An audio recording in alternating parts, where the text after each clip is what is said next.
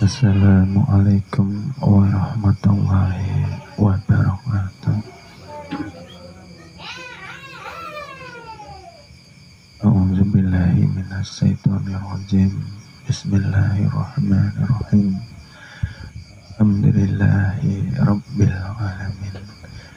Wassalatu wassalamu ala asrafil anbiya'i wal mursalin Sayyidina Muhammadin wa ala alihi wa ashabihi ajma'in. Asyhadu an la ilaha illallah wahdahu la syarikalah al-malikul haqqul mu'min wa asyhadu anna sayyidana wa nabiyana wa maulana Muhammadan abduhu wa rasuluh as-sadiqul wa'dil amin.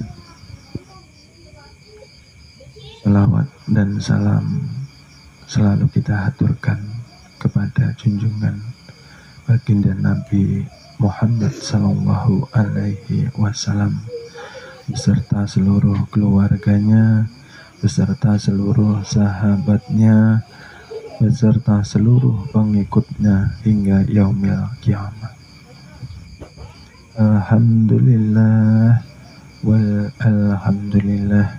Pada malam hari ini kita masih ditakdirkan untuk dapat kembali hadir, dilangkahkan kaki kita, diringankan hati kita untuk menghadiri majelis ilmu yang dimuliakannya Allah Subhanahu wa Ta'ala, yang merupakan karunia kenikmatan yang tiada tara, sehat tiada kurang suatu apapun.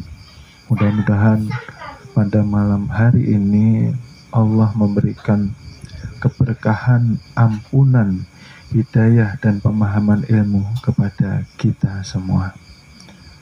Amin, amin, ya rabbal alamin. Yang kami hormati Bapak Ibu, adik-adik yang dirahmati Allah Subhanahu wa Ta'ala, mudah-mudahan selalu di dalam keadaan sehat walafiat zahir maupun batinnya. Kajian minggu yang lalu terus kita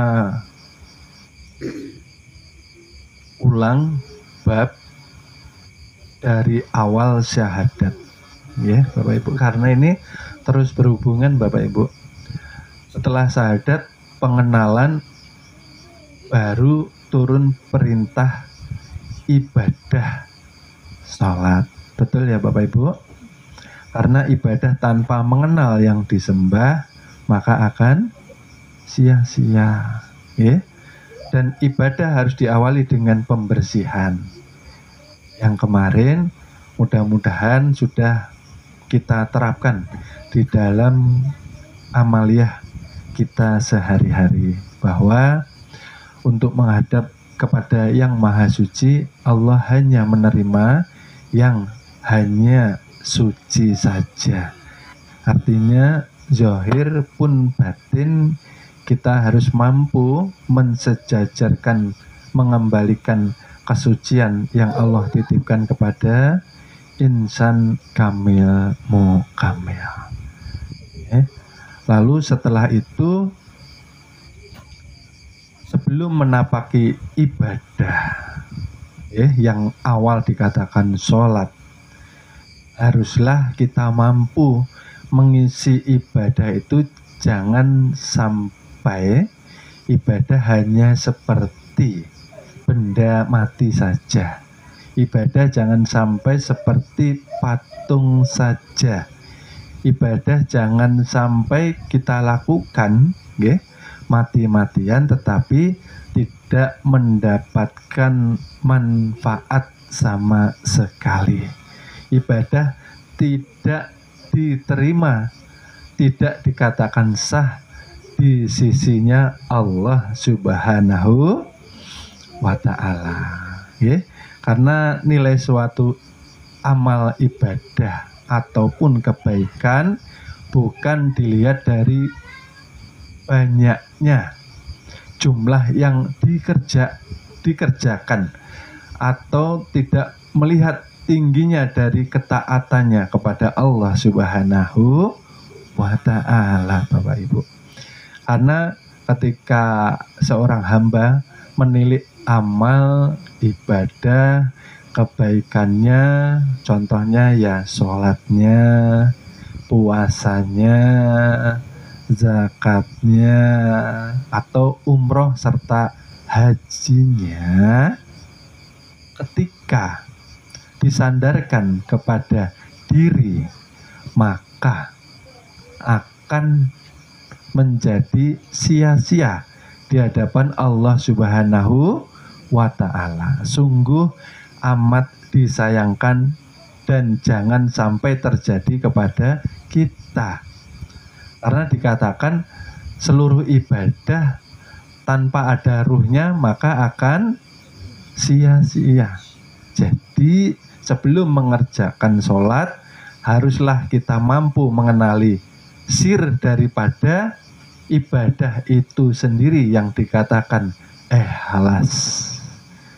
Nah, malam ini sebelum menginjak kepada seluruh amal ibadah kebaikan, maka kami akan menghaturkan kajian bab ikhlas.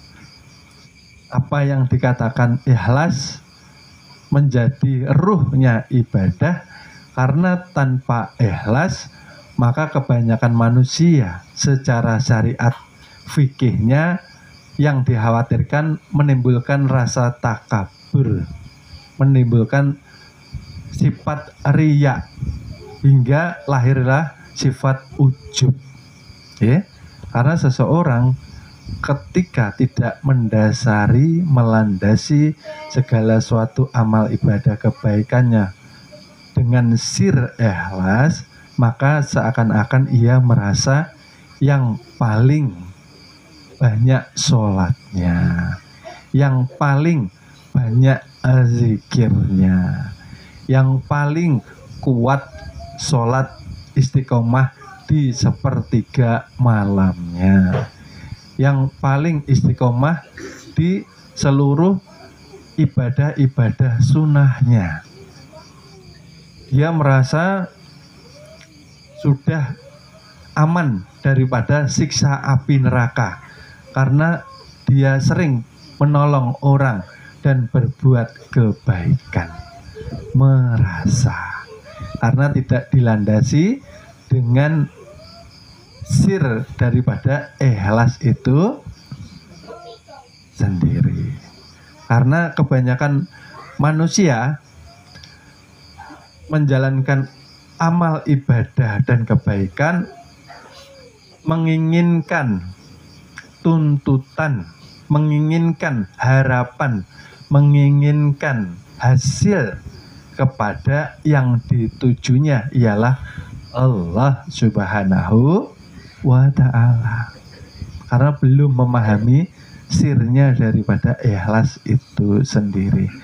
Dan ini yang mengkhawatirkan, karena seseorang yang tanpa mendasari keikhlasan, maka mereka akan terjerumus kepada syirik kafiul kahfi, syirik yang sangat amat halus dan tersembunyi, Bapak Ibu, nggih. Karena yang menjadi contoh ialah ketika kita menjalankan ibadah yang pertama, sholat, tanpa mendasarkan ikhlas, maka di dalam sholat pun tidak bisa kita tumak ninah. Tumak ninah ialah tenang di dalam menghadirkan qalbu atau hatinya kepada Allah Subhanahu wa ta'ala, mampu melihat kodrat irodatnya yang berdiri tegak menyatakan akbarnya Allah Subhanahu wa ta'ala. Kita ini karena belum mampu mengkaji ilmu sirnya ikhlas, di dalam hidup banyak mengalami kekecewaan, banyak mengalami yang namanya depresi, banyak yang mengalami namanya tekanan batin atau tekanan mental. Karena ketika merasa kita sudah benar sholatnya, sudah merasa sobar, tetapi pertolongan daripada Allah tidak kunjung datang. Betul Bapak Ibu? Akhirnya kecewa sama Allah. Akhirnya buruk sangka lawan Tuhan. Aku nang kayak ini kok Tuhan kada menolongi ulun jarangnya. Kecewanya. Sudah sholat rajin, puasa rajin, beriman bertakwa inyak rajin, ya Allah. Tetapi pertolongan dari Allah kada datang. Ya, karena apa? Ya, menyandarkan daripada amal ibadah kita kepada keakuan diri, Bapak Ibu. Ya, disinilah karena di dalam surat Al-Ikhlas pun kira-kira ada kata-kata ikhlas atau tidak Bapak Ibu?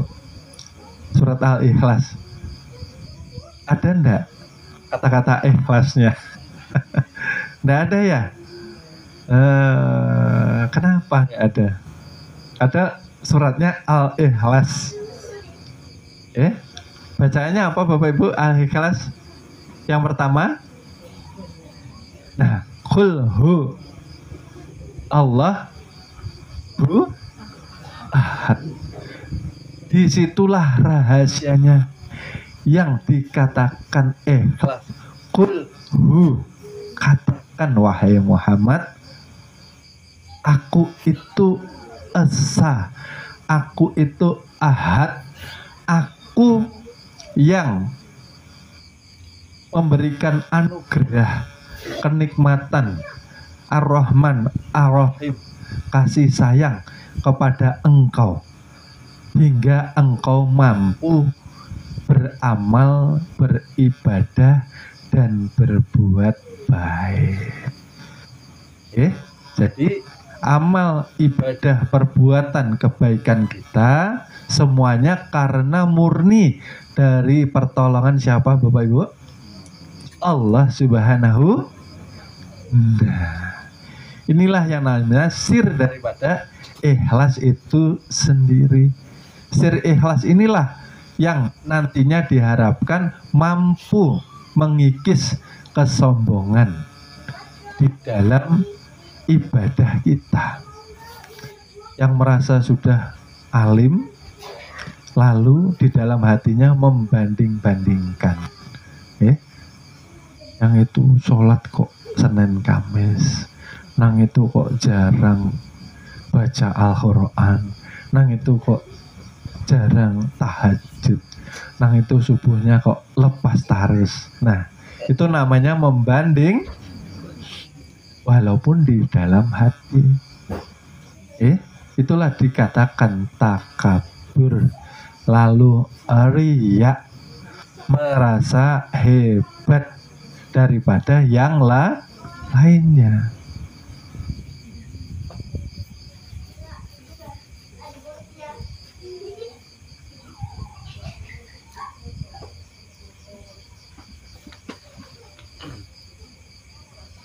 Maka oleh sebab itu jangan sampai kita beramal ibadah tetapi tertipu.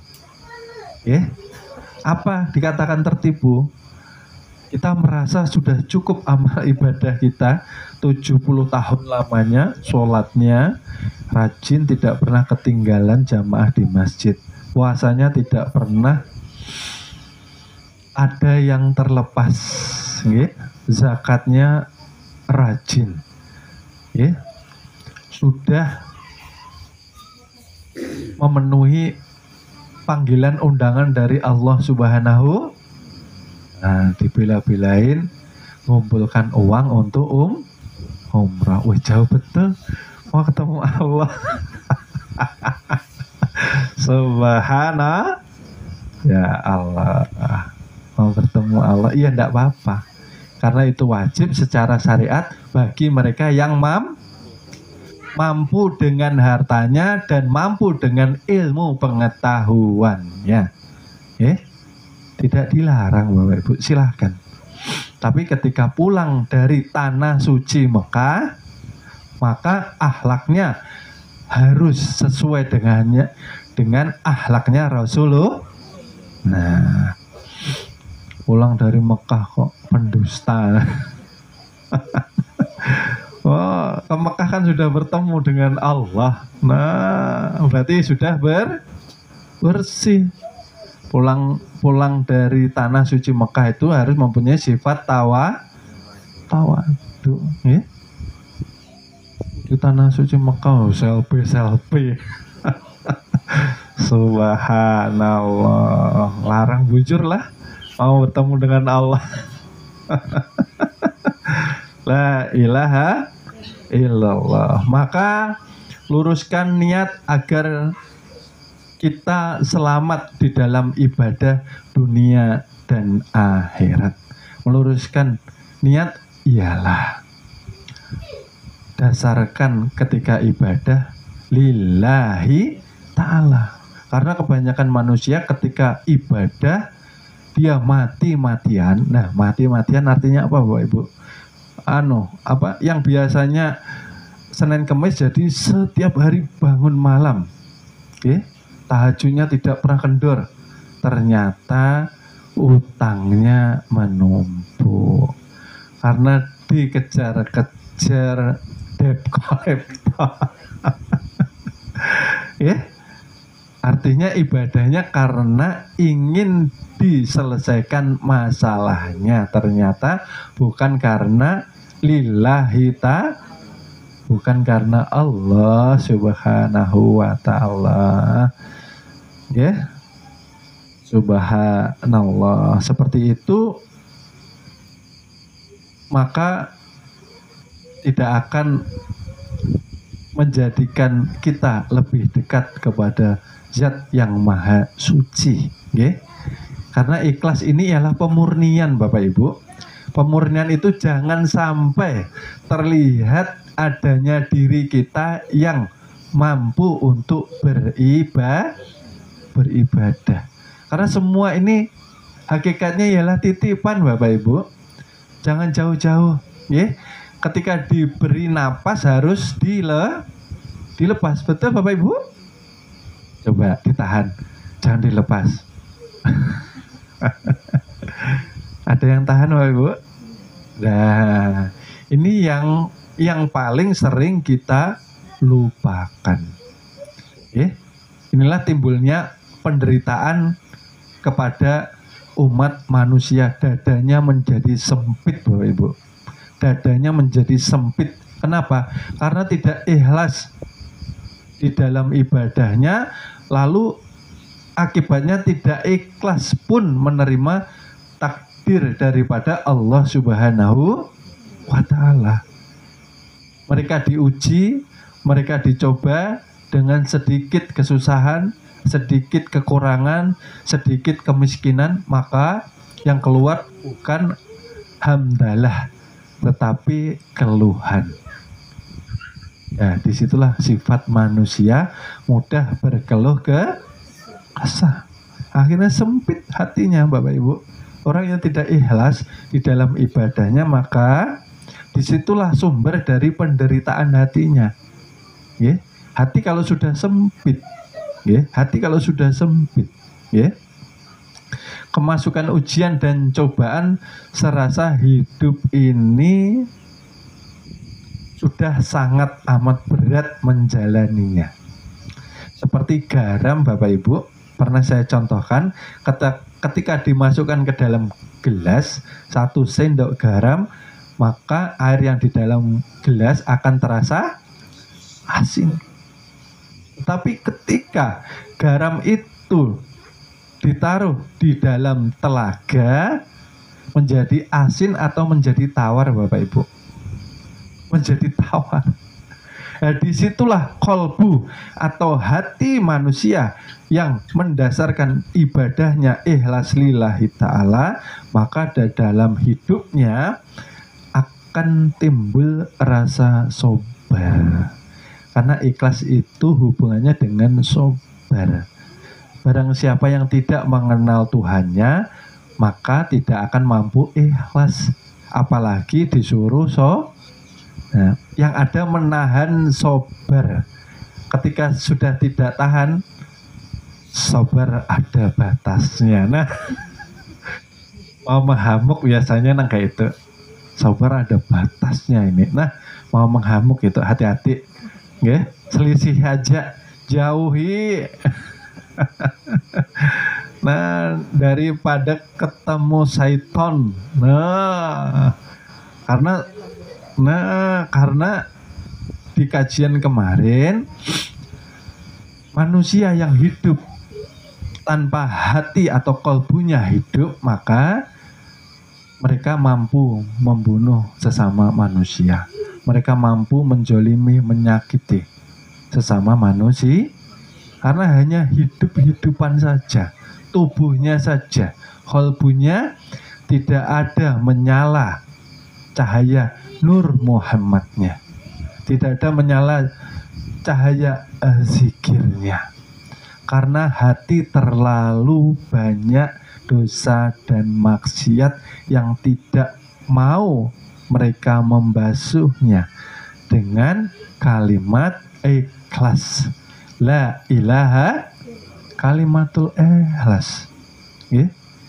Artinya ikhlas dikatakan di surat Al-Ikhlas. Siapa yang mampu ikhlas sebujurannya? Ya Allah Subhanahu wa ta'ala itu sendiri. Kita baru seminggu sholat subuh di masjid, jamaah saja maunya dilihat tetangganya, lalu ribut menyalakan motor dengan harapan terlihat tetangganya. Ini yang akan menjadi saksiku nanti secara syariat. Apakah tidak cukup Allah yang menyaksikan? Inilah bahayanya. Karena sir ikhlas itu ketika seorang hamba, seorang manusia yang tadi belajar di syariatnya, mereka ibadah selalu meminta imbalan kepada Allah. Betul di syariat seperti itu ya. Mintanya apa Bapak Ibu? Mintanya rezeki lancar. Kalau pergi ke kiai, nak kamu harus mengamalkan amalan ini, tetapi syaratnya jangan tinggalkan sholat. Nah, pasti rajin itu. Karena apa? Bukan karena Allah. Karena fadilahnya sudah dijabarkan, ketika meninggalkan sholat maka rezekinya lalu rajin berarti bukan karena maka akan celaka atau sia-sia. Memang akan didahulukan dunianya, betul, dilancarkan rezekinya, betul, tapi habis nanti di akhirat. Lalu apa lagi di syariat? Minta imbalan apa lagi Bapak Ibu? Semua masalahnya rajin sholat, dekat sama Allah, nangis sama Allah, ya Allah ya Rabbi, mudah-mudahan Engkau ya Allah menyelesaikan semua masalahku ini ya Allah. Karena dikatakan dia berpegang bahwa untuk mendapatkan pertolongan dari Allah, maka perbaiki sholat dan sabar. Dia lupa bahwa landasan untuk ibadah harus ditekankan kepada sir daripada ikhlas itu Makanya ini dikaji Bapak Ibu. Kadang ini yang sering kelupaan. Tanpa sir ikhlas tidak akan sampai ibadah kita tertolak di sisi Allah Subhanahu wa ta'ala. Lalu apalagi Bapak Ibu? Mintanya pasti pahala. Makanya bisa paling depan. rebutan di depan. Nah, berarti yang di belakang, nah, enggak dapat apa-apa jangan-jangan. Setelah meminta pahala, lalu menukarnya dengan harapannya mendapatkan surga Firdaus. Ya, betul Bapak Ibu ya. Ini normal, logika secara syariat. Buat apa sholat kalau tidak mendapatkan pahala? Buat apa sholat kalau tidak dapat surga? Ya Bapak Ibu ya, seperti itu biasanya. Kalau surganya dihilangkan, lalu nerakanya ditetapkan, oh pasti nggak ada yang sujud ya. Oh percuma sujud ya, yang ada cuma neraka. Dia lupa bahwa ada Allah Subhanahu, bahwa surga dan neraka itu merupakan hamba. Dia lupa ternyata. Dia beribadah mengintervensi. Mengintervensi itu apa? Mendikte, mengarahkan, mengharuskan Allah mengabulkan segala hajat dan keinginannya. Nah ini yang bahaya loh oh Ibu.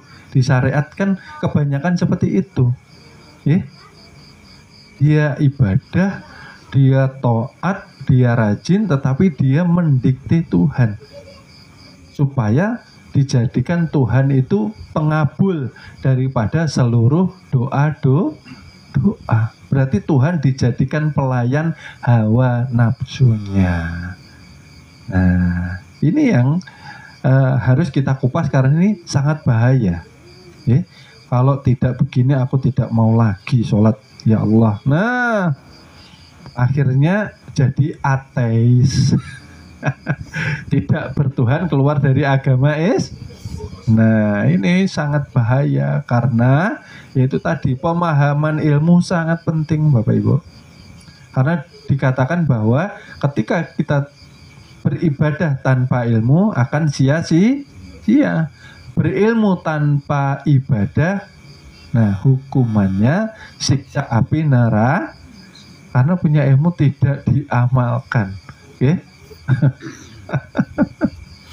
Ya Allah, ya Robi. Ini tadi tingkatan daripada syariat.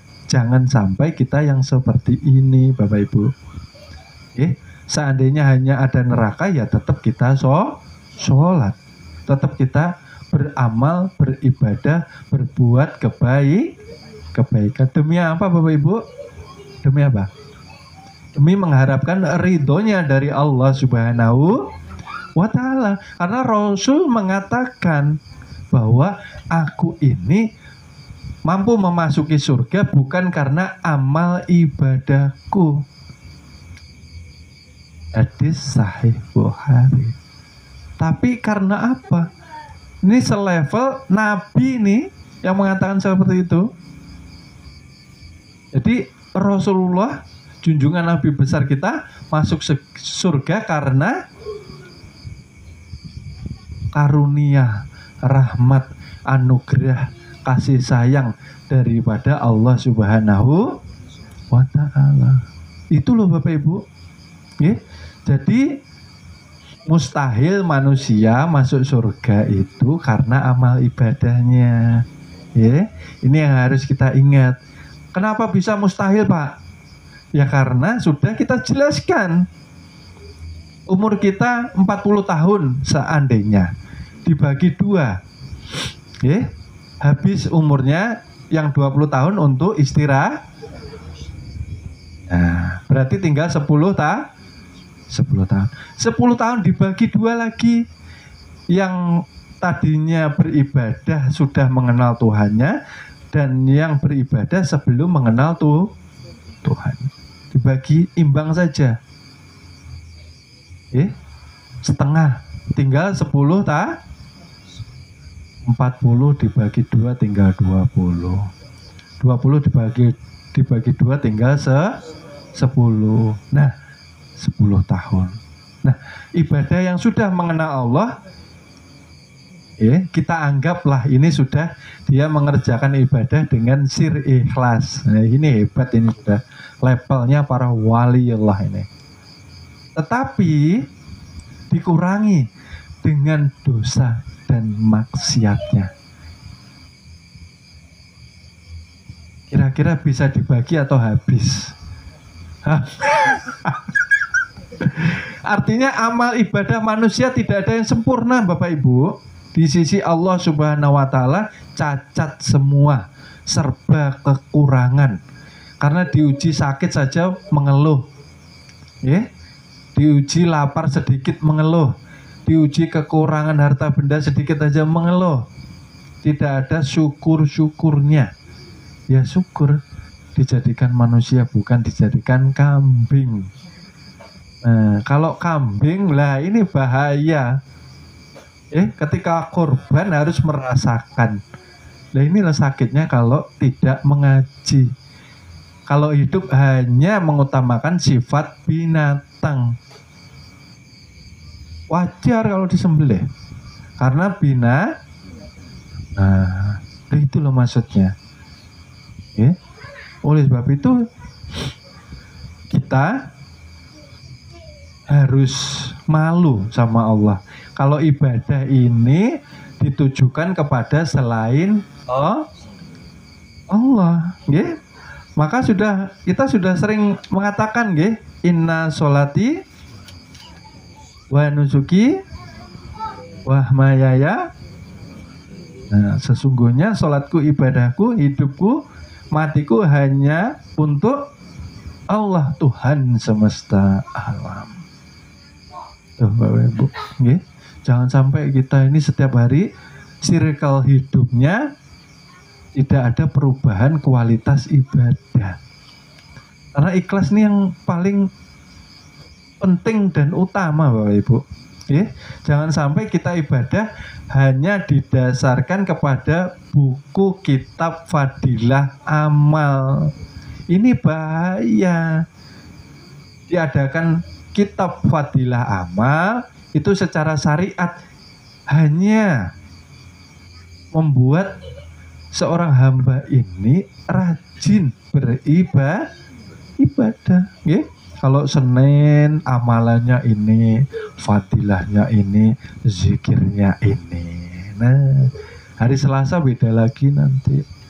Hari Selasa zikirnya ini, amalannya ini, fadilahnya ini. Kalau sudah hari Jumat, baca surat Al-Kahfi. Nanti kayak gini.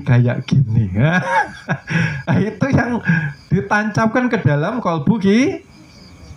Berarti yang diharapkan ridhonya Allah atau fadilah daripada apa yang kita baca, Bapak Ibu. Ya pasti mengharapkan artinya kita masih beribadah di tingkat dasar syariat.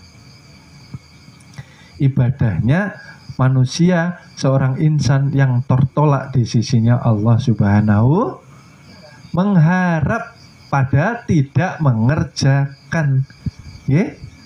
Amal itu mengikuti niat, bukan niat yang mengikuti amal. Contohnya di mana? Sholat. Masa iya? Sholat dulu, selesai baru niat. Selesai sholat berarti usolli fardhu subhaina. Di awal atau di akhir? Di awal sebelum mengerjakan berarti amal mengikuti niat. Niat itu datangnya dari kolbu. Kolbu menggerakkan tubuh dijadikan amal nyata ke batang tubuh.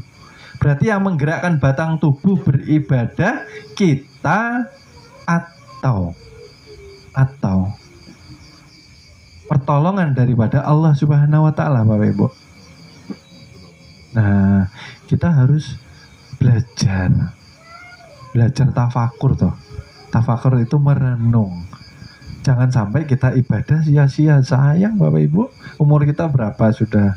40, 50, 60. Nah, Rasul 63. Maka kita diharapkan untuk pendek. Jangan merasa kita ini aman dari azab daripada api neraka. Ya karena habis tadi dikatakan amal kita ini tidak ada yang sempurna. Oleh sebab itu berjalan di muka bumi janganlah dengan kesombongan, janganlah dengan ketakaburan, dan janganlah dengan sifat riya atau dengan ujub. Nah, tidak perlu kita sekarang menilai ibadah orang lain. Fokus kepada ibadah diri sendiri. Awang ibadah aja nggak ada yang benar. Yang benar pun dikatakan banyak cacatnya. Seperti apa itu Bapak Ibu? Nah, kita sebagai manusia kenapa tidak tafakur? Sebegitu baiknya Allah, sebegitu ar-Rahman ar-Rahimnya Allah kepada kita. Kenapa? Karena ketika manusia sudah meluruskan niatnya, mengikuti istiqomah di jalan yang lurus, di jalan ikhlas, maka Allah akan memberikan karunia-Nya. Disinilah orang-orang yang sudah berserah diri kepada Allah Subhanahu, baru dikatakan Islam. Karena Islam itu ketika mereka mampu melepaskan keakuan dirinya kepada Allah Subhanahu wa ta'ala. Nah, bagaimana kita kok sombong ibadah? Nah, takabur, ujub, riya. Lalu berpenampilan yang berlebihan. Jangan dibawa Bapak Ibu. Titel itu jangan dibawa. Karena berlakunya hanya di dunia. Titel apa saja. Ustadz kah, ustazah kah, kiai kah. Apalagi haji atau hajah. Jangan sampai masuk ke Indonesia. Nah, itu loh pendatang. Masuk ke Indonesia kok dikatakan pendatang. Jadi ini yang harus dipahami. Karena titel itu terkadang membuat kita takabur. Titel itu membuat kita sombong. Titel itu membuat kita lupa diri. Kalau sudah pulang, orang Indonesia lagi. Yang dikatakan Pak Haji, Bu Haji itu ketika di Tanah Suci haja. Nah, woi pendatang gitu. Ini kenapa kita ulas? Ya untuk mengikis ketakaburan kita. Jangan terlalu berbangga di diri, jangan lalu meremehkan yang belum umroh, jangan meremehkan yang belum haji secara syariat. Karena hakikat haji kita di majelis sudah menemui, kita sudah mendatangi panggilan daripada Allah Subhanahu. Inilah qalbun mukmin baitu. Di sini loh Bapak Ibu. Di sini bertemunya. Di Arafah disuruh diam. Ngapain? Diam. Mendiamkan seluruh kesadaran kita agar kita mampu melihat siapa nang melihat. Yang basar siapa Bapak Ibu? Nang basar Allah kah kita? Allah. Nyatanya 7 sifat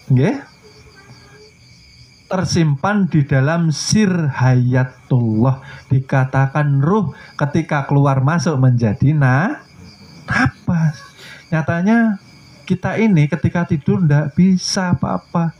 Disitulah ketika tidur kita harus belajar makrifat guring. Makrifat guring apa? Itulah nyatanya kita terbujur kaku. Bisa ibadah? Ada bisa. Itulah kita. La haula wala quwata. Yang menjadi ilah billah, ia yang keluar masuk itu. Dikatakanlah sifatullah. Sifat tidak terlepas daripada zatullah. Zat itulah yang mewakili Tuhan semesta alam yang meliputi kita, Bapak Ibu. Disinilah sir ikhlas inilah yang menghancurkan yang namanya kesombongan manusia. Coba Bapak Ibu, kalau mau bahagia, besarkan Allah di dalam kolbu kita. Ini takbir Allahu Akbar. Yang besar masalahnya, yang besar keluh kesahnya.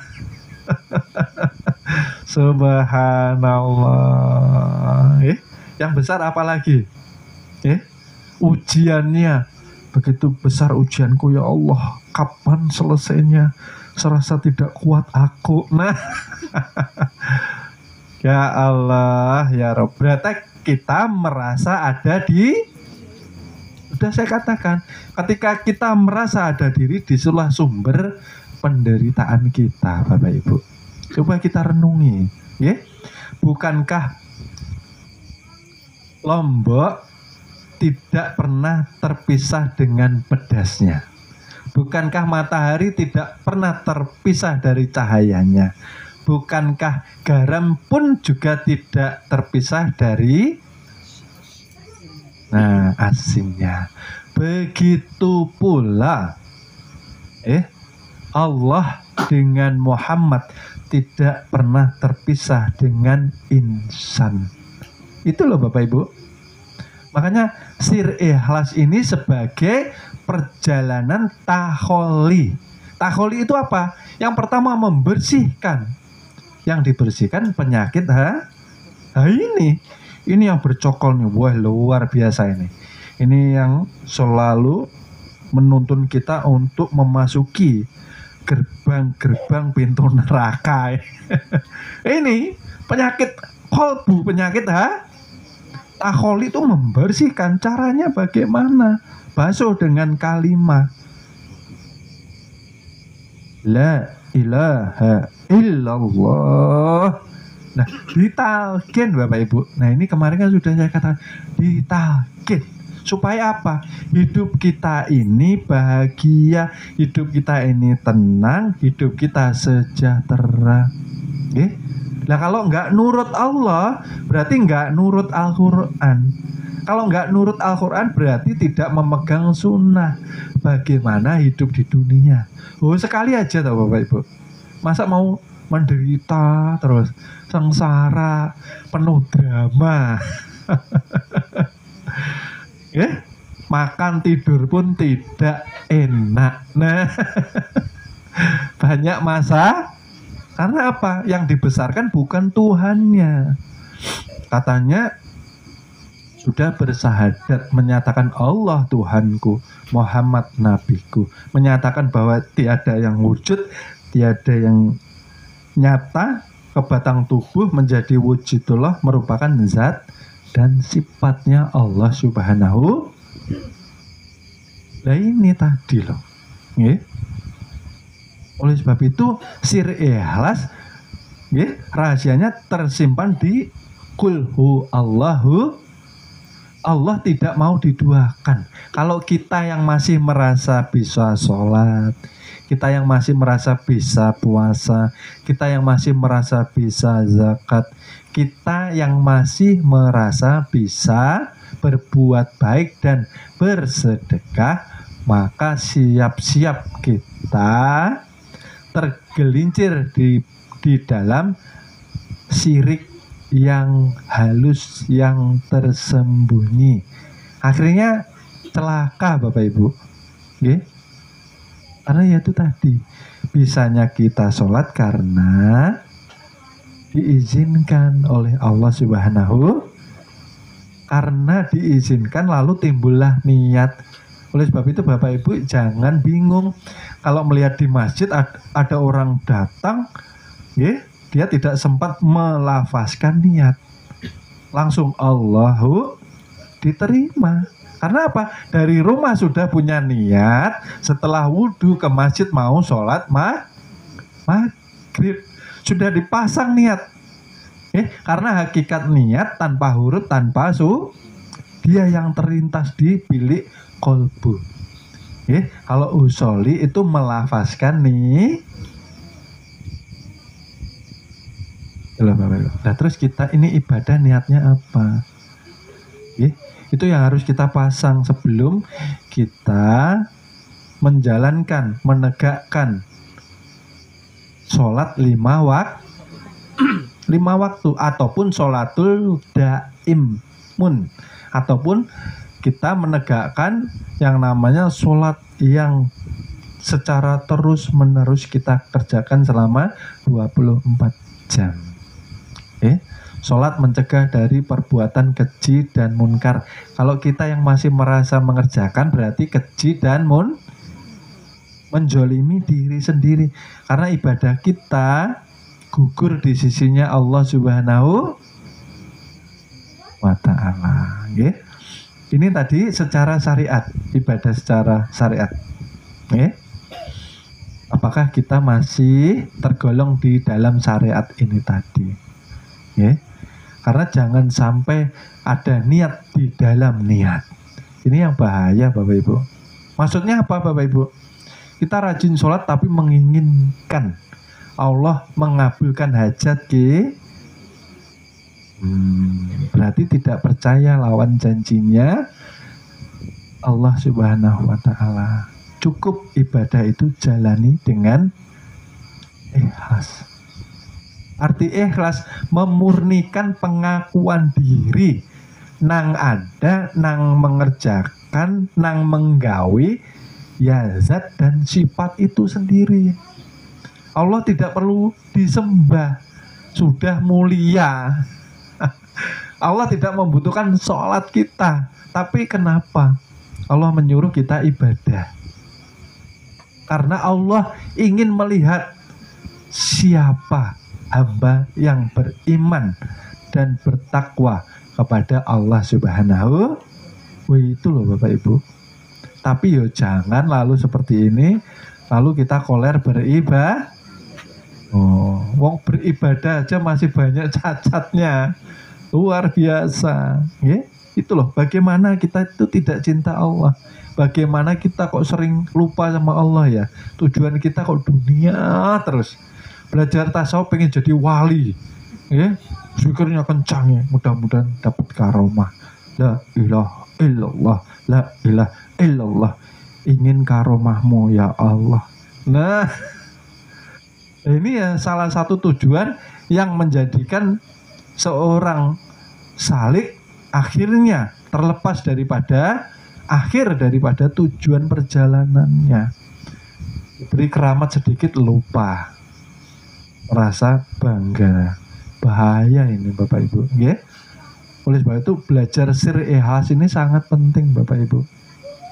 Apa tujuan kita ini apa?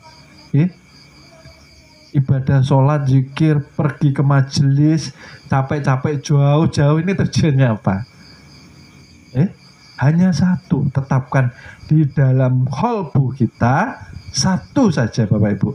Lillahi itu karena disitulah tadi kita jarang tafakur. Kita ini kalau mencintai yang fisik, yang wujud cepat, mencintai baju yang bagus cepat, mencintai serba wujud yang elok-elok cepat, dan cepat ingin memilih.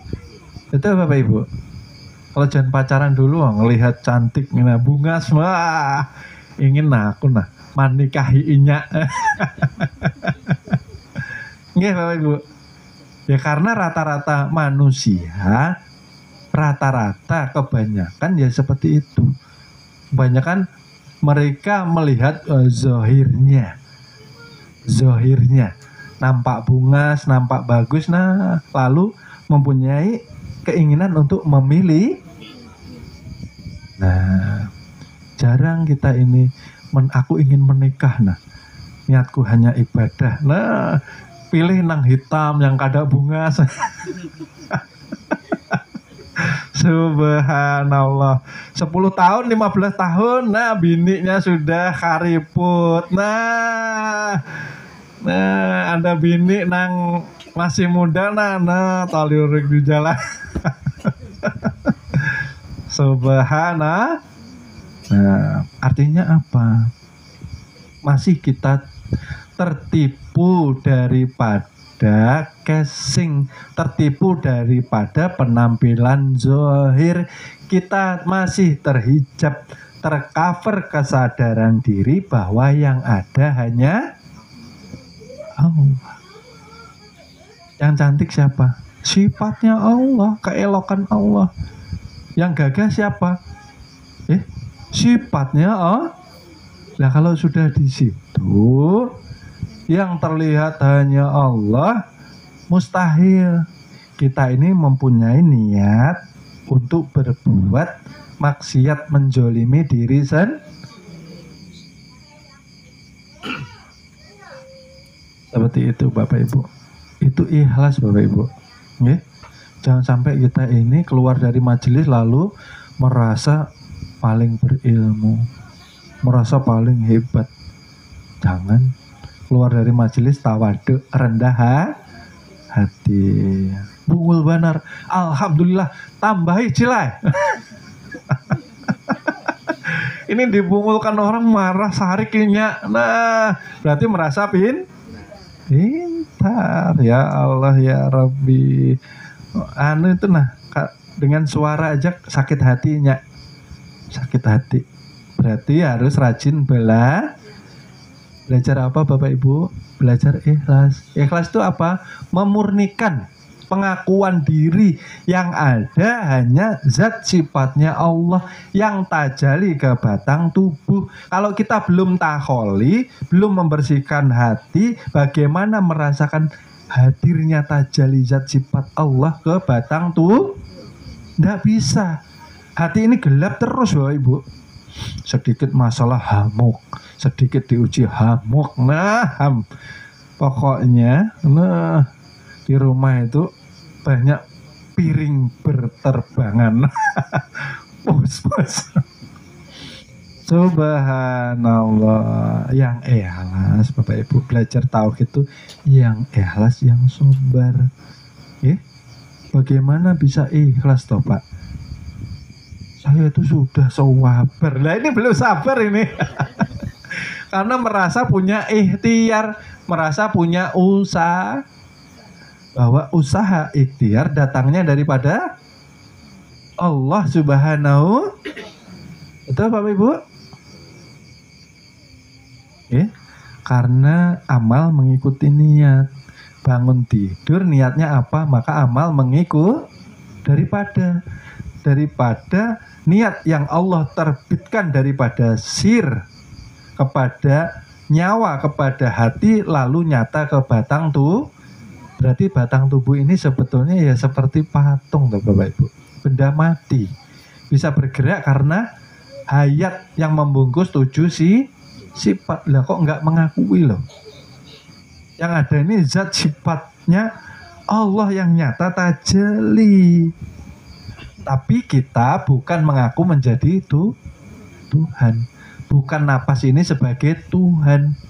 Gitu loh. Jangan salah paham.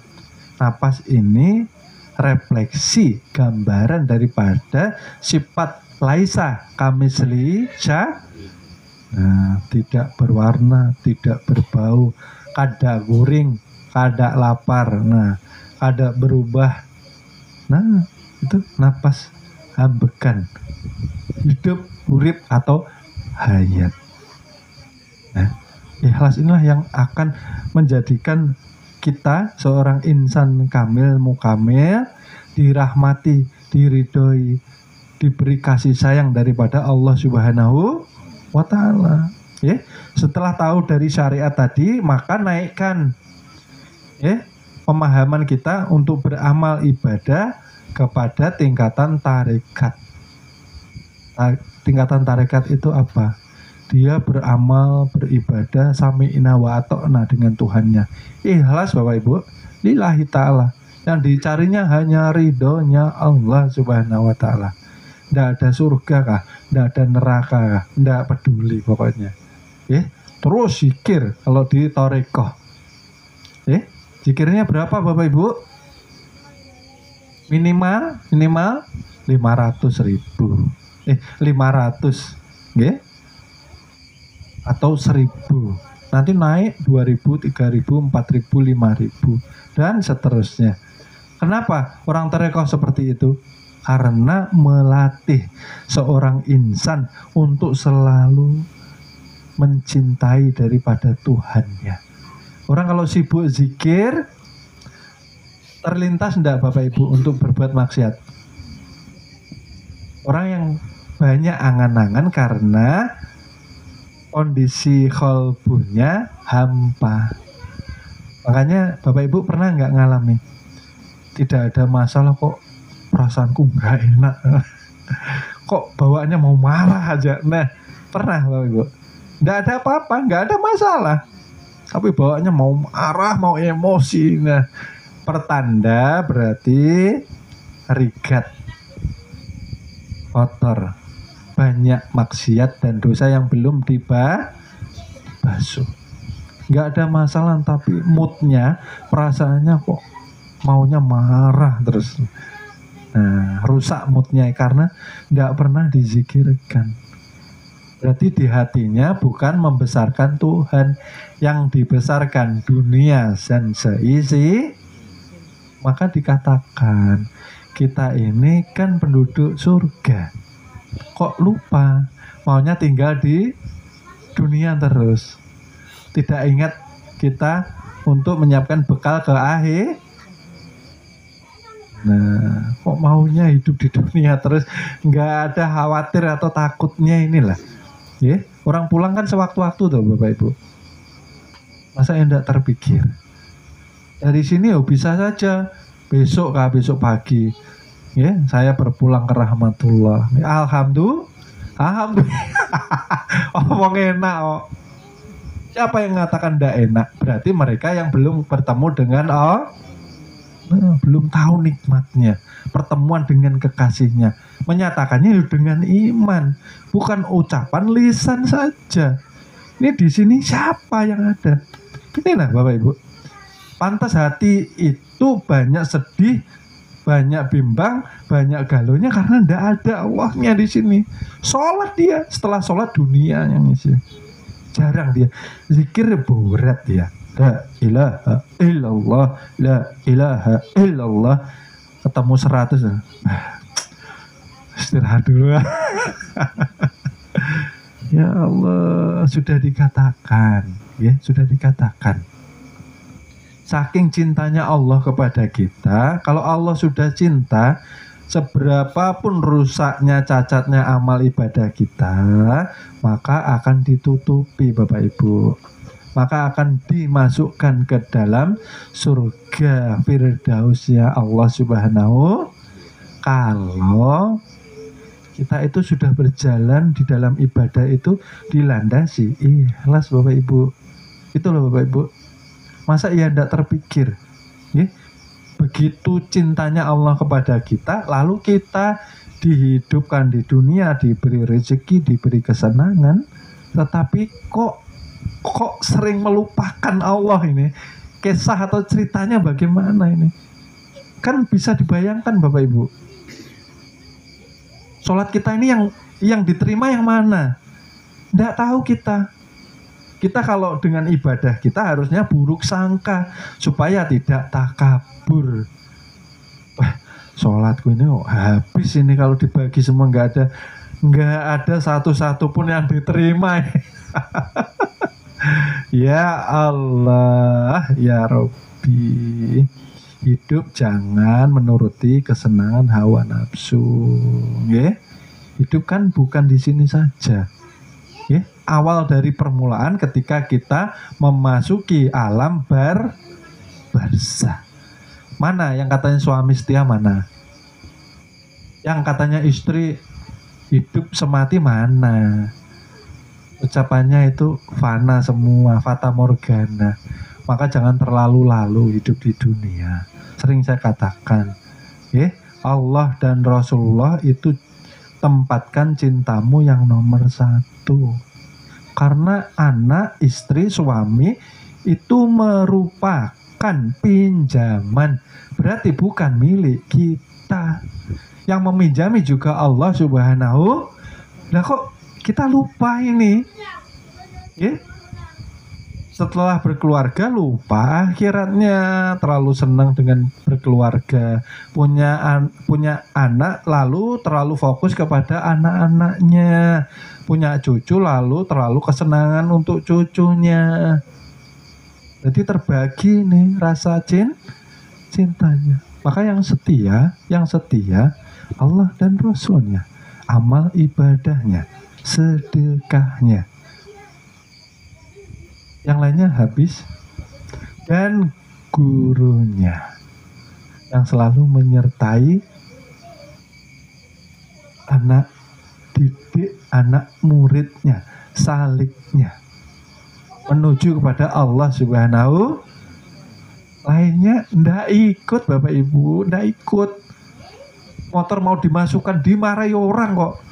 Motor mau dimasukkan ke kubur.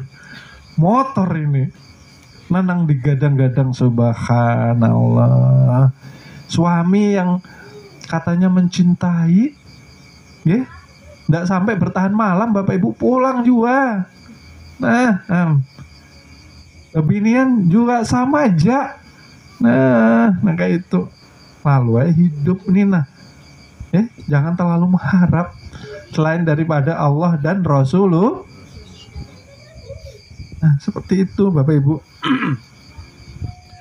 Oleh sebab itu, jika sudah kita terpandang siapa hakikatnya yang ibadah, siapa hakikatnya yang menggerakkan kita, harusnya kita semakin cinta kepada Allah dan Rasulnya.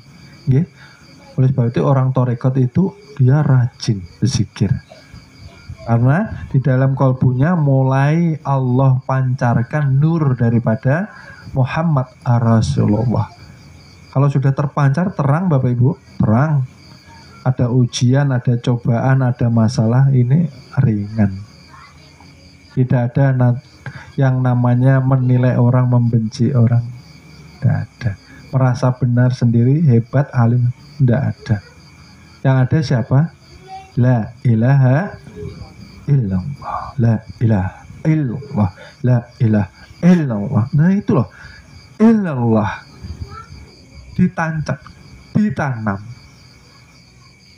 Jangan kesusahan yang ditanam. Guring yang terngiang-ngiang nih hutang ternyata.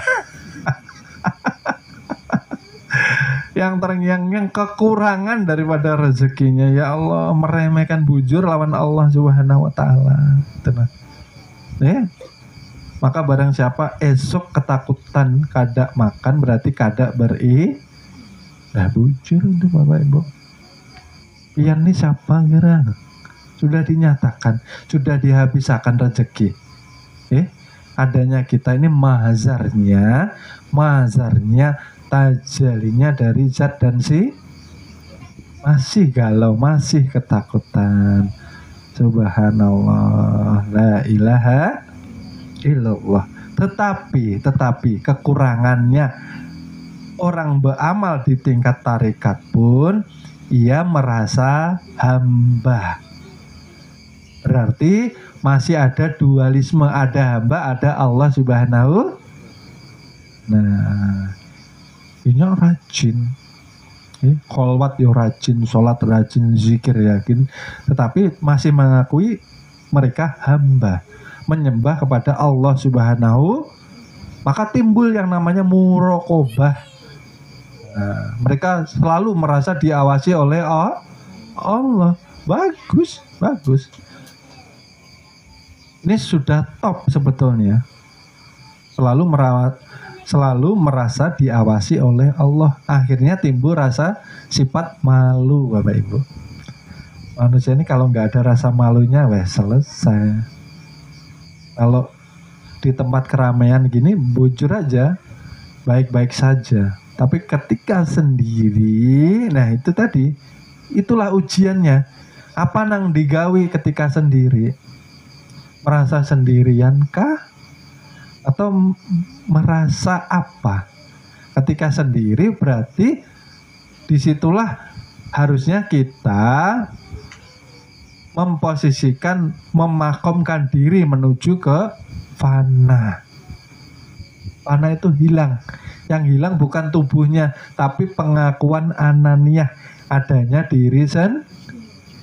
Nah, seperti itu Bapak Ibu. Nah, ini tadi tarekat ya Bapak Ibu.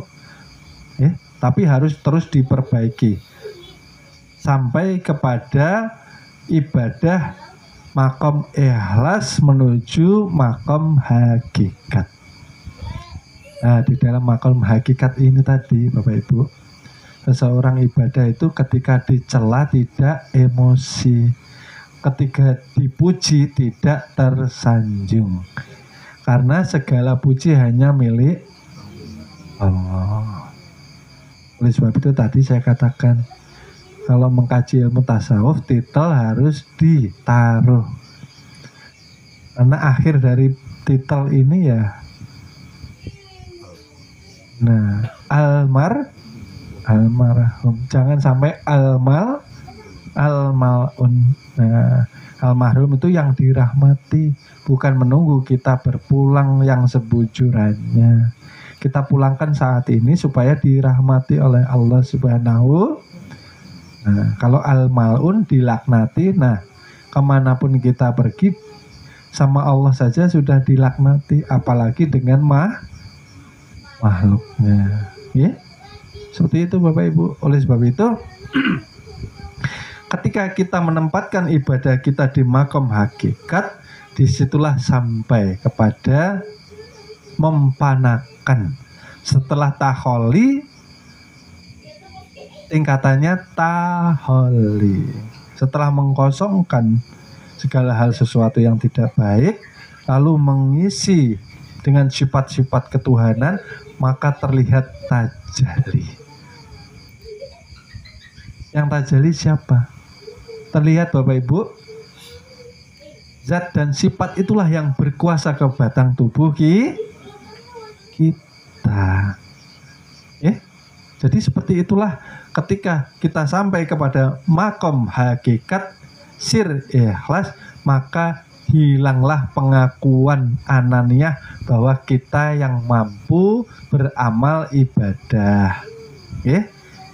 Hilang rasa pengakuan bahwa kita yang mampu berbuat baik. Karena siapa yang beribadah, beramal dan berbuat baik ialah zat dan sifat Allah yang dinyatakan ke batang tubuh, karena Allah menginginkan kebaikan untuk diri kita, Bapak Ibu. Oleh sebab itu sering saya katakan, kalau kita sudah mulai koler itu malas apa? Malas ibadah, malas beramal yang baik, malas yang namanya bersedekah, banyak harus beristighfar. Karena tidak diinginkan kebaikan daripada diri kita. Bisa sholat karena dikehendaki Allah.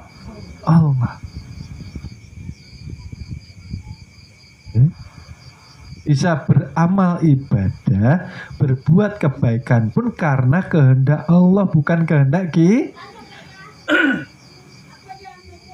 Bukan kehendak kita Bapak Ibu. Disitulah kita harus terus mencintai Allah ketika kita diberikan istiqomah di dalam rajin ibadah. Bisa 5 waktu, jangan takabur, jangan mencela orang lain atau tetangga kita yang sholatnya belum istiqomah. Didoakan Bapak Ibu, yang belum mampu istiqomah jangan dicela, jangan dijauhi. Didekati, dirangkul dengan kasih sayang, didoakan yang baik-baik. Jangan merasa kita yang mampu ibadah, kita yang mampu beramal, karena kulhu Allahu. Nah, seperti itu. Yang bergerak, yang diam, hanya daripada kehendak izin daripada Allah Subhanahu wa Ta'ala, Bapak Ibu. Ya, disinilah pintu daripada keselamatan. Kalau Allah sudah ridho kepada kita dengan seizinnya Bapak Ibu, Nggak usah minta. Surga itu merupakan hadiah. Kalau belum merasakan surga di dunia, mustahil mendapatkan surga di akhir. Surga di dunia apa Bapak Ibu? Awaludin ma'rifato. Surga di dunia ketika kita mengenal Tuhan, maka hati menjadi tenang, hati menjadi tentram. Timbul yang namanya bahagia. Karena ketenangan, ketentraman bukan dari materi, bukan karena rajinnya kita jalan-jalan. Itu namanya bukan tenang tapi senang. Senang itu bosan. Kalau sudah ke pantai mau nyapu, pulang. Ini di dunia tapi nggak mau pulang ke akhirat.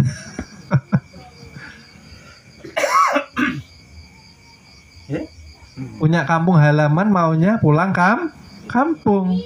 Setiap tahun sering saya ulang-ulang ya. Mulai awal bulan sudah nabung, dari Januari sudah nabung ya. Nah ini mau pulang ke akhirat nggak ada tabungannya. Subhanallah, jangan seperti itu ya. Di majelis kita saling mengingatkan. Bukan berarti saya di sini yang menyampaikan amanah yang paling hebat, yang paling alim. Kada. Pian inilah yang hebat. Pian ini yang alim, ya. Tapi pian pura-pura saja, hanya mendengarkan ulun saja. Nah, itu maksudnya saling mengingatkan.